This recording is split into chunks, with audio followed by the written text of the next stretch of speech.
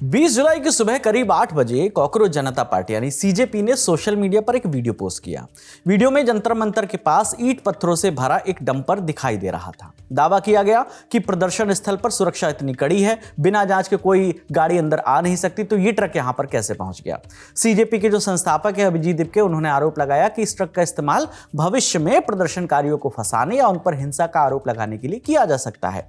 उन्होंने यह भी दावा किया कि प्रदर्शन स्थल के पास एक मारुति इको वैन भी खड़ी है जो टूटी फूटी है और इसका इस्तेमाल भी बाद में तोड़फोड़ का आरोप मढ़ने के लिए किया जा सकता है। उस समय इस पूरे मामले पर दिल्ली पुलिस की ओर से कोई आधिकारिक प्रतिक्रिया भी नहीं आई। अब इस मामले में एक नई जानकारी सामने आई है। उस वक्त एक ये जो ट्रक है ये संसद मार्ग और जंतर मंतर को जोड़ने वाली सड़क पर खड़ा हुआ था। वीडियो वायरल हुआ तो इसकी लोकेशन बदल गई, फिर विवाद और गहरा गया। 25 जुलाई को इंडियन यूथ कांग्रेस ने यह क्लेम किया कि यही ट्रक पिछले 3 दिनों से 5 रायसीना रोड स्थित उनके दफ्तर के बाहर खड़ा था। पार्टी का कहना है कि लगातार कंप्लेन के बावजूद 25 जुलाई की दोपहर करीब 12 बजे पुलिस ने उसे वहां से हटाया। इस दौरान पुलिस और यूथ कांग्रेस के जो कार्यकर्ता हैं उनके बीच बहस भी हुई। अब यहीं से एक बड़ा सवाल उठा कि आखिर ये ट्रक और वो जो टूटी फूटी इको वैन थी वो वहां पहुंचे कैसे। तो इसमें अब ये पता चला है कि दोनों जो गाड़ियां हैं वो कोई साजिश नहीं वहां पर रखी गई थी, बल्कि 16 जुलाई की सुबह करीब 4:15 बजे एक सड़क हादसा हुआ था, उससे ये दोनों गाड़ियां जुड़ी हुई हैं। संसद मार्ग थाने में एफआईआर दर्ज है, जिसके मुताबिक फिरोज शाह रोड और कस्तूरबा गांधी जो क्रॉसिंग रोड है वहां पर HR63E 6865 नंबर का डंपर और HR43D9778 नंबर की मारुति इको वैन ये आपस में इनकी टक्कर हुई। हादसे के बाद पुलिस ने दोनों वाहनों को जब्त कर लिया और संसद मार्ग थाने में ले जाकर खड़ा कर दिया और इसी मामले में एफआईआर दर्ज की गई है। जांच में यह सामने आया कि जो ट्रक है वो केशव कुमार साहनी नाम के एक व्यक्ति के नाम पर रजिस्टर्ड है। केशव ने मीडिया से बातचीत में बताया कि हादसे के बाद से ट्रक पुलिस की जब्ती में है। उनके मुताबिक ये कंस्ट्रक्शन वर्क में इस्तेमाल होने वाला डंपर है जो दुर्घटना के समय ईंट पत्थर लेकर जा रहा था। हालांकि उन्होंने ये भी दावा किया कि करीब 2 महीने पहले वो ये डंपर बेच चुके हैं और उससे जुड़े डॉक्यूमेंट उनके पास मौजूद हैं। वहीं इको वैन होशियार सिंह के नाम पर रजिस्टर्ड है।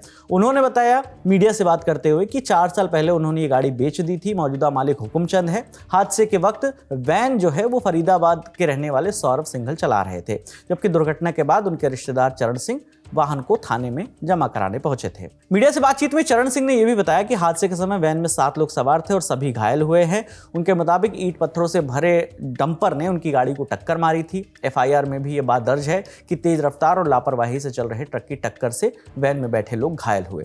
हालांकि चरण सिंह का दावा है कि उन्होंने जिस जगह वैन थाने में खड़ी की थी अब वो वहां पर मौजूद नहीं है। उनके मुताबिक बाद में उसकी लोकेशन बदल दी गई। इसी तरह संसद मार्ग थाने के एक पुलिसकर्मी ने नाम न छापने की शर्त पर मीडिया को बताया कि ट्रक पहले संसद मार्ग थाने के बाहर खड़ा था। 20 जुलाई की सुबह उसका वीडियो वायरल होने के बाद ट्रक को भलसवा ले जाया गया, वहां पर ईंट पत्थर खाली कराया गया और वापस लाकर नई दिल्ली इलाके में दूसरी जगह पर खड़ा कर दिया गया। मामले की जांच कर रहे पुलिस अधिकारी मोहित भाटी ने भी इसकी पुष्टि की है। कहा कि प्रदर्शन के दौरान जगह की कमी और कानून व्यवस्था को बनाए रखने की जरूरत को देखते हुए ट्रक को वहां से हटाया गया था।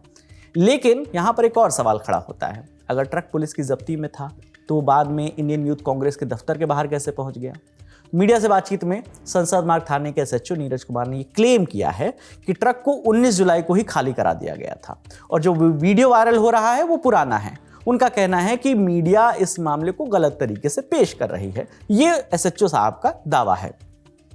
इस बीच दिल्ली पुलिस का आधिकारिक पक्ष भी आया। आज तक से जुड़े अरविंद ओझा की रिपोर्ट के मुताबिक पुलिस ने स्पष्ट किया कि ये जो ट्रक है, डंपर है, वो जंतर मंतर या किसी राजनीतिक दल के दफ्तर के बाहर किसी साजिश के तहत खड़ा नहीं किया गया था और ये जो दावा किया जा रहा है पूरी तरह से भ्रामक है। पुलिस के मुताबिक ये ट्रक 16 जुलाई को दर्ज एफआईआर संख्या 65/2026 के तहत सड़क हादसे के मामले में जब्त किया गया था। मालखाने में जगह नहीं थी, इस वजह से संसद मार्ग थाने के पास उसे खड़ा कर दिया गया था। पुलिस का यह भी कहना है कि संसद मार्च को देखते हुए 20 जुलाई की सुबह ट्रक को ईंट पत्थर जो उसमें भरे हुए थे उसे एहतियातन खाली करा दिया गया था और बाद में उसे नई दिल्ली में दूसरी जगह शिफ्ट कर दिया गया था। पुलिस ने लोगों से अनवेरिफाइड क्लेम शेयर ना करने की अपील भी की है। हालांकि यहीं पर कहानी उलझ जाती है। अलग अलग पुलिस अधिकारियों के बयान एक दूसरे से पूरी तरह से मैच नहीं करते। एक अफसर कहते हैं कि ट्रक को भलसवा ले जाकर खाली कराया गया था। एसएचओ का कहना है कि ये काम तो 19 जुलाई को ही हो गया था, जबकि एक ऑफिशियल जो स्टेटमेंट आया है उसमें कहा गया कि 20 जुलाई की सुबह ईंट पत्थर हटाया गया इसमें जो भरा हुआ था। और वहीं 20 जुलाई को ट्रक जंतर मंतर के पास दिखाई भी दिया था और उसके बाद रायसीना रोड में जो इंडियन यूथ कांग्रेस का दफ्तर है उसके बाहर भी वो ट्रक दिखा था। यानी इस पूरे विवाद में सबसे बड़ा सवाल ट्रक में मौजूद ईंट पत्थरों का अब नहीं है, अब ये है कि उसकी लोकेशन लगातार बदल क्यों रही थी। कभी वो जंतर मंतर के पास खड़ा था, संसद मार्ग थाने के पास खड़ा था, इंडियन यूथ कांग्रेस के दफ्तर के पास खड़ा था। तो अगर ट्रक पुलिस की जब्ती में था तो वो अलग अलग जगहों पर कैसे दिखाई दिया? अगर उसे सुरक्षित स्थान पर शिफ्ट किया गया था तो वो यूथ कांग्रेस के दफ्तर के बाहर कैसे पहुंच गया? और अगर पूरी कार्रवाई नियमों के मुताबिक हुई है तो पुलिस अधिकारियों के बयान एक दूसरे से मैच क्यों नहीं कर रहे हैं? जब तक इन सवालों के स्पष्ट और एक रूप जवाब नहीं आ जाते सामने, तब तक जंतर मंतर के पत्थरों वाले ट्रक का विवाद खत्म होता दिख नहीं रहा है। इस मामले में आगे जो भी अपडेट होगी हम आप तक लेकर आते रहेंगे। मेरा नाम विकास वर्मा है, आप लल्लन टॉप देखते रहिए। शुक्रिया।